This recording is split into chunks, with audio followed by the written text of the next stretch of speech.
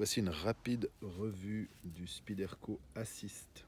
On nous demande souvent des couteaux de premier secours ou à garder dans la voiture ou pour une utilisation de premier secours. Eh bien, en voici un qui nous a semblé tout à fait digne d'intérêt. Donc, le Spyderco Assist, disponible également en jaune ou intégralement noir. Alors, pour commencer rapidement, il est assez épais. Ça donne quelque chose que l'on tient extrêmement bien en main. J'ai mis des gants simplement parce que comme c'est un couteau peut-être de travail pour des ambulanciers ou des forces de l'ordre, c'est un couteau qui est assez grand. Donc au niveau du manche, j'ai des mains de taille L à XL. Si je le prends à main nue, je ne veux pas dire que ça flotte, mais il y a de la place. Avec les gants, on est un tout petit peu plus confortable. Donc voilà, j'ai mis des gants. Ensuite de ça, on a un tranchant semi-dentelé. On a juste une portion ici au bout qui est lisse.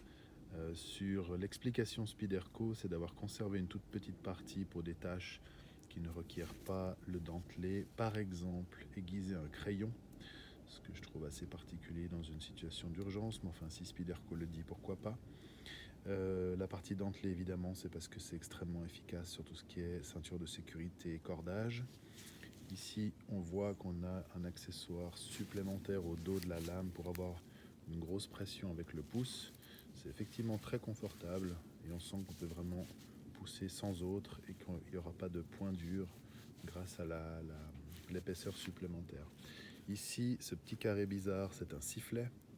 Je vous ferai grâce de le faire sonner, mais je l'ai testé avant, ça fonctionne très bien. Et ensuite de ça, il y a une autre particularité intéressante sur ce couteau, c'est le fait qu'on peut en fait glisser une corde ici ou là et venir en fait en buter donc avec le couteau là sur la corde et ensuite presser. Crunch. Voilà. Je pense que c'est intéressant. Dernier point et pas des moindres, une pointe au tungstène qui sort quand on comprime le couteau. Donc plus que sa position relaxe, on comprime une pointe au tungstène.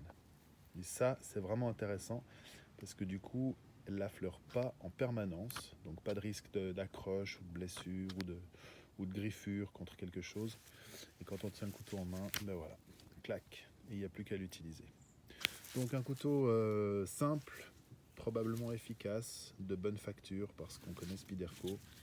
Et l'acier sur cette version, c'est du VG10, mais il existe également en version le LC200N, qui est un acier particulièrement recommandé pour toutes les utilisations avec de l'eau ou de l'eau de mer.